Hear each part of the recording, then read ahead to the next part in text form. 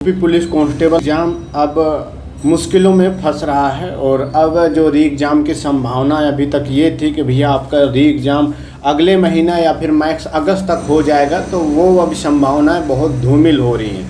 क्यों धूमिल हो रही हैं? क्योंकि योगी सरकार ने कुछ बड़े एक्शन लिए हैं। खासकर जो सिपाही भर्ती का पेपर कराने वाली कंपनी थी उसको बैन कर दिया है और उसके ऊपर थोड़ा पेनल्टी वगैरह लगाई है, सिक्योरिटी भी जब्त कर लिया है और उनके ऊपर एक्शन लेने की तैयारी कर रही है।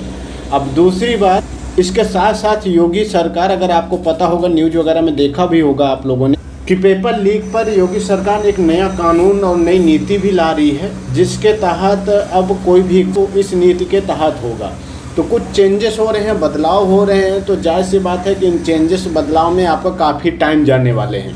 पहली बात तो देखो, कई सालों के बाद उत्तर प्रदेश पुलिस भर्ती बोर्ड को भर्ती कराने की कंपनी मिली थी। इससे पहले टीसीएस वगैरह और भी कई कंपनियों से इनकी बात नहीं बन रही थी, कोई इनका टेंडर ही नहीं एक्सेप्ट कर रहा था। फिर किसी तरह से एक अहमदाबाद की कंपनी, एजुटेस्ट कंपनी ने इनका टेंडर एक्सेप्ट किया और उन्होंने भी गड़बड़ कर दिया। तो जब गड़बड़ कर दिया तो उनके ऊपर भी पेनल्टी भी लगा दिया और साथ में उनकी जो कंपनी है वो भी ब्लैक लिस्ट कर दिया गया।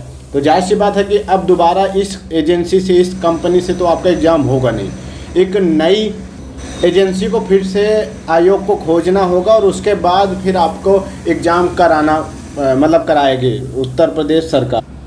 और जो पुरानी एजेंसी जैसे टीसीएस के मना करने के बाद भर्ती बोर्ड की समिति ने किया था कार्यदायी संस्था का चयन, तो टीसीएस ने पहले ही मना कर दिया था। और एक दो जो बड़ी एजेंसी उन्होंने यूपीएसआई में पेपर लीक कर दिया था, तो उनसे भी जैसी बात है पेपर नहीं कराएंगे। तो ऐसे में एक नई एजेंसी, नई कंपनियों को उनको खोजने का एक बड़ा टास्क होगा, जो कि जल्दी से अब मिलने वाली नहीं है। और जल्दी से अब मिलेगी नहीं तो आपका इसी बेस पे आपका जो कांस्टेबल का एग्ज़ाम है वो लंबा घसीट जाएगा। अभी तक जो संभावना थी कि अगस्त में आप लोगों का एग्ज़ाम हो जाएगा, तो भैया अब अगस्त में कोई संभावनाएं नहीं है। और अगस्त क्या, इस साल के एंड तक हो जाए तो बड़ी बात होगी, क्योंकि भैया एजेंसी खोजने का मतलब है एक बहुत बड़ा काम। इससे पहले आप लोगों ने देखा होगा, खबरों में भी आप लोगों ने देखा होगा कि भैया एजेंसी पहले मिल ही नहीं रही थी। 1-2 साल तो इनको एजेंसी तलाशने में निकल गया था। और पहली बात, पुरानी एजेंसियों से करा नहीं रहे, नए एजेंसी वो भी इनके टर्म एंड कंडीशन फॉलो करती हूँ, तो जल्दी से वो मिलेगी नहीं। अब जब मिलेंगे तभी आपका जो कांस्टेबल का री एग्ज़ाम है वो पॉसिबल हो पाएगा। तो भैया अब इसमें लंबा लगने वाला है टाइम, लेकिन आप लोग तैयारी करते रहो। इसके साथ साथ कुछ नीति स्टेट गवर्नमेंट भी और साथ में राज्य सरकार भी नई पेपर लीक की नीति भी ला रही हैं, कानून भी ला रही हैं। यहाँ पे देख सकते हैं सेंट्रल में भी कई एग्ज़ाम लीक हुए हैं। अभी नीट वगैरह का भी देखा ही होगा क्या ड्रामा चल रहा है।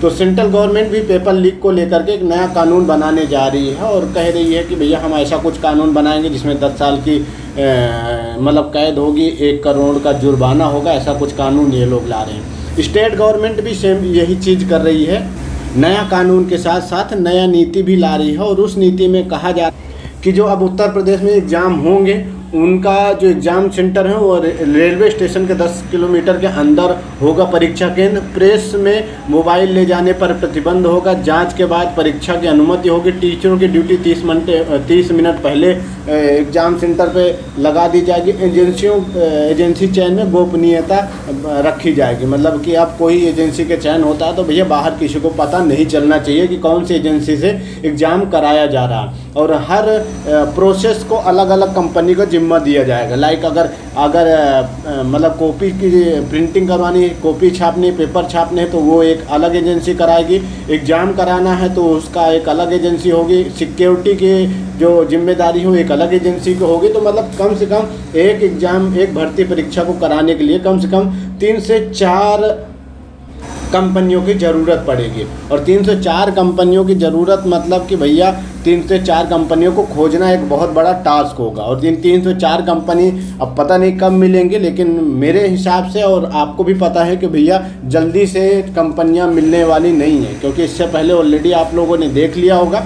और अब यही हाल है, तो भैया आपका री एग्ज़ाम बहुत लंबा खिंच जाएगा। और साथ साथ जो आपकी वैकेंसी भी आनी थी नई, उन पे भी काफ़ी टाइम अब लगने वाला है, क्योंकि संभावना ये थी कि भैया अब री एग्ज़ाम हो जाएगा, कांस्टेबल भर्ती क्लियर हो जाएगी, उसके बाद फिर यूपीएसआई का नंबर होगा।